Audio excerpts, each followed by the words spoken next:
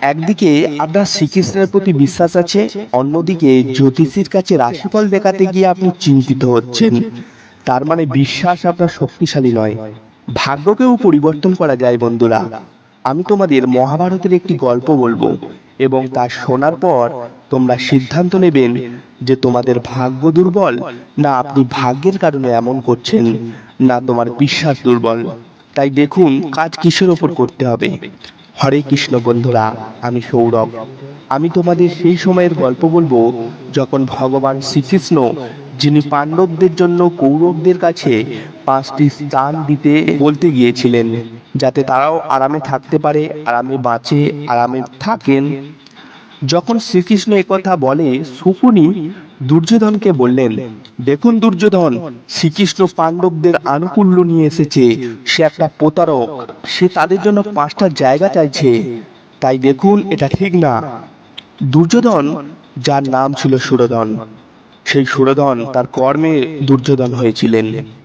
এই গল্পটি মনোযোগ দিয়ে শুনুন কেন এমন হলো।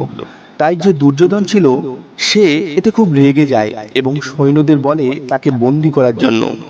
যে এই 5টি স্থান চেয়ে এসেছে, সে তাদের অনুগ্রহ নিয়ে এসেছে, তাকে বন্দি করে নিয়ে যাও। এখন ভগবান শ্রীকৃষ্ণকে কে ধরতে পারে? কৃষ্ণ তো ভগবান। সেই প্রথম ঘটনা ঘটল, শ্রীকৃষ্ণ তার জ্যোতি দেখালেন। শ্রীকৃষ্ণ বলেছিলেন, আমি সে। বন্ধুরা, শ্রীকৃষ্ণকে বন্দি করা কি এতই সহজ? সতর্কবাণী দিয়ে কৃষ্ণ চলে গেলেন এবং তখন ধৃতরাষ্ট্র খুব চিন্তিত হয়ে পড়লেন, কি হবে? তখন দুর্যোধন বললেন, এখন আর কি হবে, যুদ্ধ হবে। তাই ধৃতরাষ্ট্র তার জ্যোতিষীকে ডাকলেন। বন্ধুরা, জ্যোতিষী এলো। ধৃতরাষ্ট্র তার জ্যোতিষীকে জিজ্ঞাসা করলেন, এবার কি হবে? বিশ্বাস করুন, সেই সময় প্রচন্ড জ্যোতিষীরা ছিল। সেই জ্যোতিষীরা খুব মহান ছিল। তারা উড়ন্ত পাখির ডানা পড়তে পারত। এমন মহান জ্যোতিষী, এমন মহান পণ্ডিত তখন ছিল। তাই ধৃতরাষ্ট্র জিজ্ঞাসা করলেন, ভাই কি করব বলো? জ্যোতিষী সুরধনের কুণ্ডলী দেখলেন এবং বললেন, মহারাজ, সুরধনের কুণ্ডলিতে রাজযোগ আছে, তাকে রাজা হতে কেউ বাধা দিতে পারবে না, সে অবশ্যই রাজা হবে, তুমি যুদ্ধ করো। আর সেই একজন জ্যোতিষীর পরামর্শে ধৃতরাষ্ট্র বললেন, ঠিক আছে, তাহলে যুদ্ধ করো, আমার সুরধন যেন রাজা হয়। বন্ধুরা, যখন যুদ্ধ শুরু হয়েছিল, তখন তোমরা জানবে যে যুদ্ধের বাইরে ছিল মাত্র 2 জন। এক সঞ্জয়, যিনি যুদ্ধের পুরো কাহিনী বর্ণনা করেছিলেন ধৃতরাষ্ট্রকে, এবং একজন বিদুর, যিনি যুদ্ধ পরিত্যাগ করেছিলেন। এখন যুদ্ধ শুরু হলো। যুদ্ধ শুরু হলে কৌরবরা যুদ্ধ শুরু করে। প্রথম 3 দিনে বহু কৌরব নিহত হয়। তাই ধৃতরাষ্ট্র জ্যোতিষীকে ডাকলেন এবং জ্যোতিষীকে জিজ্ঞাসা করলেন, কি হচ্ছে? আপনি বলেছিলেন সুরধন রাজা হবে, কিন্তু এই পাণ্ডবরা রাজা হতে চলেছে। জ্যোতিষী বললেন, মহারাজ, যুদ্ধের শেষ পর্যন্ত দেখুন, যুদ্ধ সবে শুরু হয়েছে, শেষে কি হয় দেখুন। আর যুদ্ধ শেষে সুরধনের রাশিতে রাজযোগ আছে, সে অবশ্যই রাজা হবে।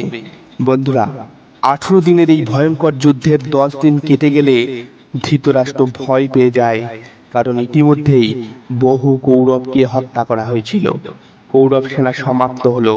তাই ধৃতরাষ্ট্র আবার জ্যোতিষীকে ডেকে জ্যোতিষীকে জিজ্ঞাসা করলেন, কি হচ্ছে? ফল অবশ্যই আসবে, কিন্তু কি হচ্ছে? সেই সময় জ্যোতিষী কি বললেন শুনলে অবাক হবেন। জেনে নিন কি বললেন জ্যোতিষী।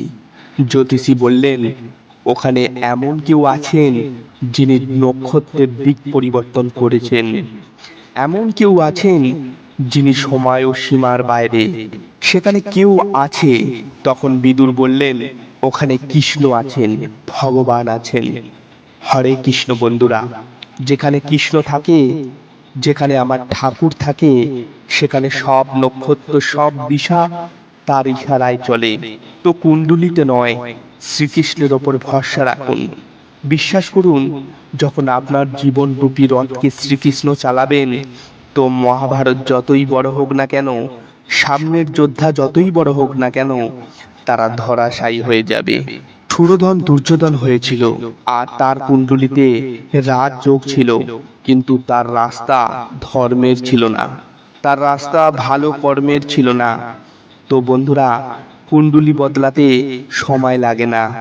জ্যোতিষী বলেন কেউ আছেন ওখানে যিনি নক্ষত্রের দিক পরিবর্তন করে দিয়েছেন। কেউ ওখানে আছেন যিনি সময় আর পরিধির ওপরে, সেটি শ্রীকৃষ্ণ, যে আমার ভগবান। তো আপনার বিশ্বাসকে আপনার প্রভুর ওপর মজবুত রাখুন, আপনার কর্মের ওপর মজবুত রাখুন, ভাগ্যকে দোষ দেবেন না। আপনার কর্মের ওপর ভরসা রাখুন, আপনার কর্মের প্রভুর ওপর ভরসা রাখুন। ভাগ্য তো 1 সেকেন্ডে পাল্টে যাবে যখন তিনি চাইবেন। হরে কৃষ্ণ, হরে কৃষ্ণ, কৃষ্ণ কৃষ্ণ হরে হরে, হরে রাম রাম রাম হরে হরে।